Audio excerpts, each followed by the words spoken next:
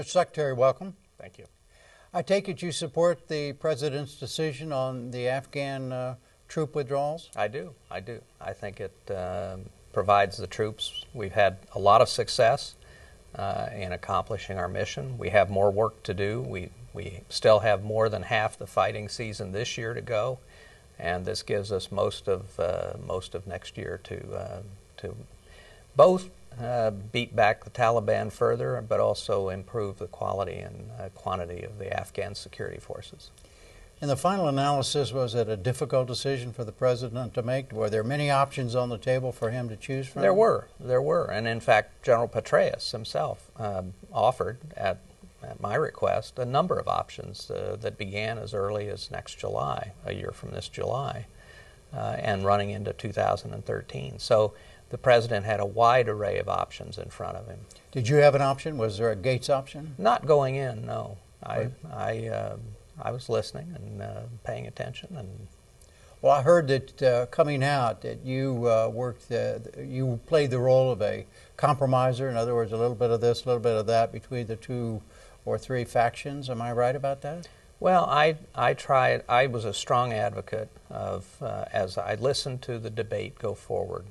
I became a strong advocate of the end of summer as one that struck a balance between our military needs and sustainability here at home. The end of summer for what to happen at the end of summer? For the surge to come out. And I think it's important to remember that will still leave some 68,000 American troops in Afghanistan. And just as an example, we have increased the size of the Afghan security forces by over 100,000 during the last year. So the whole idea of this strategy from the very beginning was for us to come in heavy with the surge, beat back the Taliban momentum, particularly in the south and southwest, Helmand, Kandahar, that area. Get more aggressive in taking on the infiltration routes coming across from Pakistan in the east of Afghanistan, and increasingly partner with the Afghan security forces, the Afghan army. We also have the Afghan local police that are developing and are potentially a game changer because they're locals to the villages. So we've seen a lot of progress this year. We still have a lot of work to do. There's still a lot of hard fighting to go, but I think we've made pretty good progress. And the whole idea of this thing has been between now and 2014, the end of 2014, to transition the security lead in Afghanistan to the Afghans. It's their country. And I will say they're fighting and dying for their country. They're dying roughly at a rate 2.5, 3 times as many soldiers as our coalition.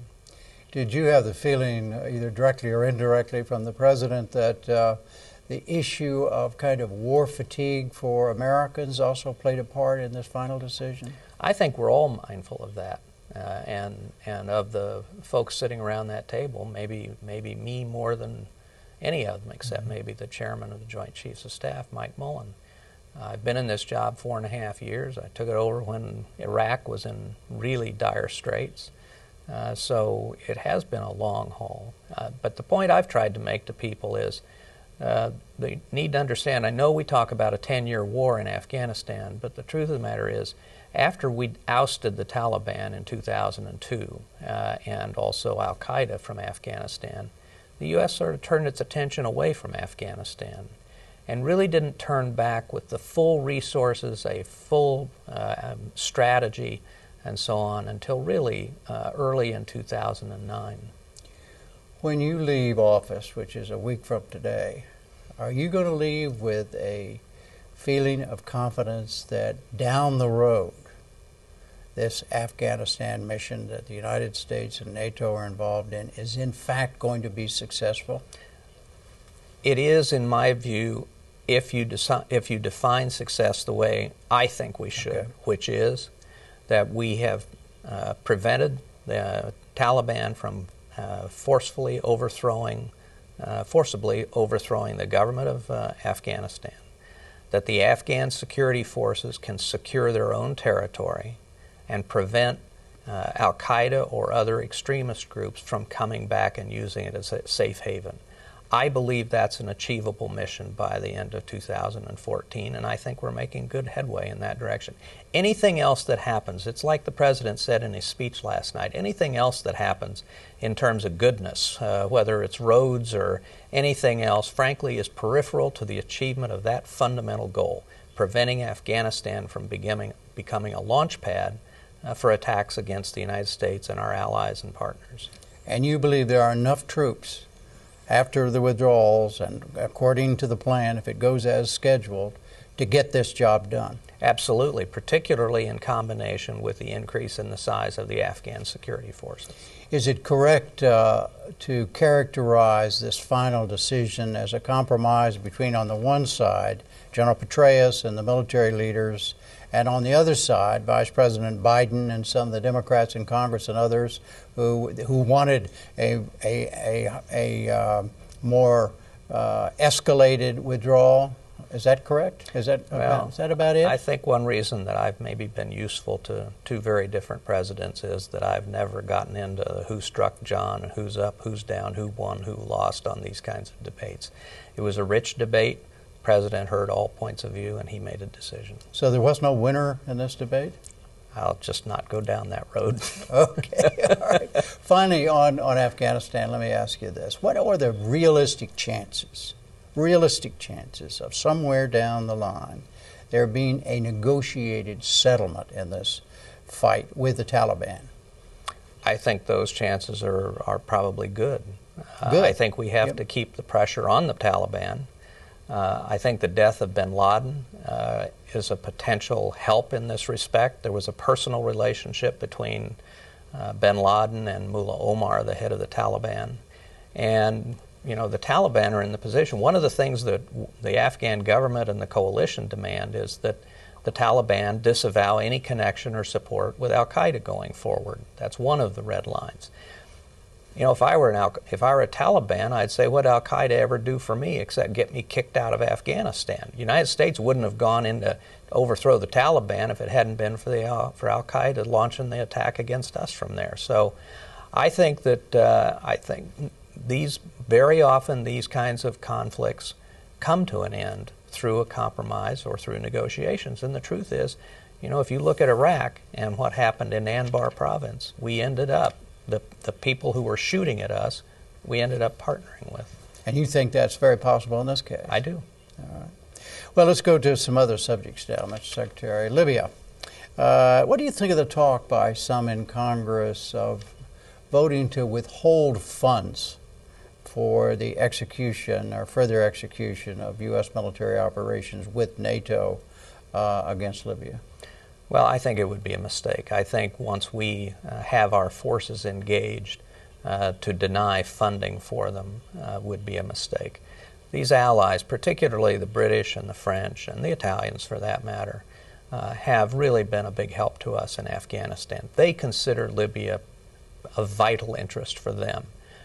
Our alliance with them is a vital interest for us. So as they have helped us in Afghanistan, it seems to me that we are in a position of helping them with respect to Libya, and to cut off funding for the U.S. forces in that context, I think, would be a mistake.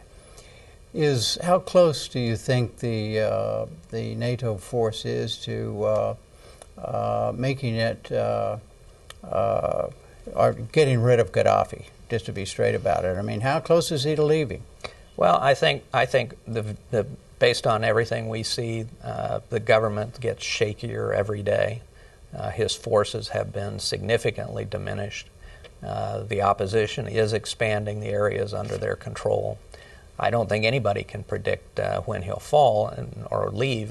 Personally, my opinion is he won't leave voluntarily, but somebody in the Army or his family will decide that it's time for a change.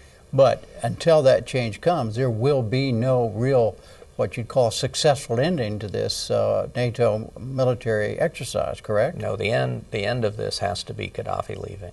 Yeah. One way or another. What is it, just to ask the question directly, there have been an awful lot of drones that have exploded and other things have exploded in the Gaddafi compound and all of that, and it's hard for a lot of people to believe that getting Gaddafi the hard way, in other words, killing him, is not on the agenda. Is it not on the agenda No, unofficially, if not officially? Well, I certainly haven't been looking at the target list, but everything I've been told is that those are legitimate command and control targets in his compound. First of all, this is a huge compound. It's not like we're hitting in the villa at Abbottabad in Pakistan where bin Laden was.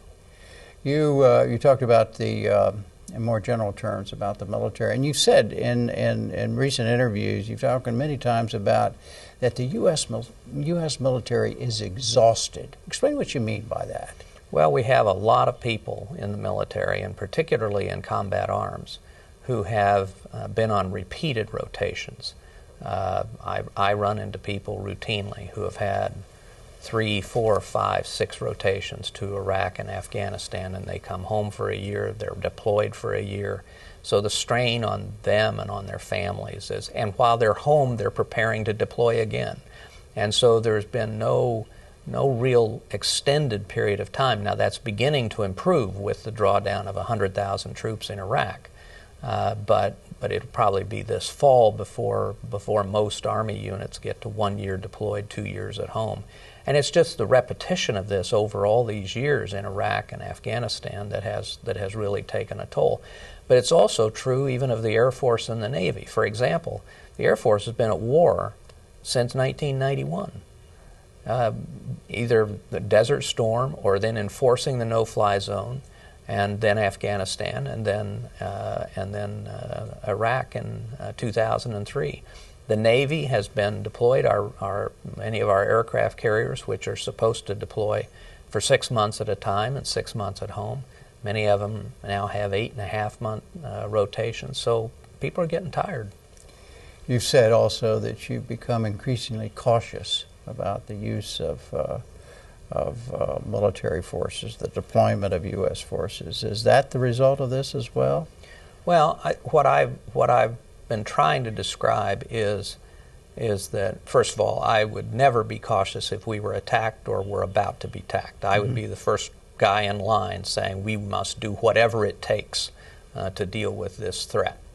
However, where we have an elective opportunity, where we see a situation where we decide it's in our interest, even if we haven't been threatened to take some action, that's where I think I've become more cautious. And Libya fits that description, does it not? That's probably fair. Right. And you think that this should be U.S. policy to, at this stage of the game, to be very, very careful and not do any elective type military action? Well, I wouldn't go that far because you don't know what Sure. kind of situations may emerge. And of course, ultimately, it's the president's decision. He has to decide what's in our national interest. Mr. Secretary, finally, you've also spoken, and recently, it was a year or so ago, at a speech at Duke University, where you talked about the fact that for most Americans, America's wars, have become an abstraction because so few of Americans and their families are directly involved. Is that hurting us as a country, do you think? Well, I think that it makes most Americans, the 99% of Americans who are not serving, unaware of the strains and the stresses on our military families. And so what I've been trying to do, and what Mrs. Biden and Mrs. Obama and the chairman and his wife, all these folks are trying to do, is to try and get that other 99% to, they all say they support the troops, but it's not just enough to say it. Go out and find one of them and give them a job. If they need some repairs on their house, do that. Mow the grass. Find some action you can take as a citizen who appreciates our military to help those families, and particularly the families of those who are deployed. Every town in America has somebody from the National Guard who's probably deployed. So there's somebody out there that they can help, and actions always speak louder than words. So you're not suggesting some kind of mandatory national service or something like that that would force people to be more aware of war? No. Speaking personally, yes. I have always believed that there ought to be some kind of mandatory national service, not necessarily in the military, but to show everybody that freedom isn't free, that everybody has an obligation to the nation as a community. And so it could be military service, it could be teaching in rural or poor areas, it could be nursing, it could be any kind of service projects, the Peace Corps, whatever. But a period of service, working in our national parks or something, but a period of service that basically gives back to the nation that has given its citizens so much. Mr. Secretary, much has been written and said about your last 4.5 years as Secretary of Defense, and a lot of people have been assessing your performance. What do you think of the way you've performed as Secretary of State Secretary of Defense the last 4.5 years? Well, I would say that there's been a lot that's happened over the last 4.5 years. I will say that I think that the thing I'm proudest of is what I've been able to do for our troops, giving them these heavily armored vehicles, these mine-resistant, ambush-protected vehicles, giving them 1-hour medevac or less in Afghanistan, more reconnaissance capabilities to prevent them from being attacked, trying to do whatever was necessary to help them accomplish their mission and come home safely. And you feel good about what you've done? I feel very good about that. Mr. Secretary, thank you and good luck. Thanks very much.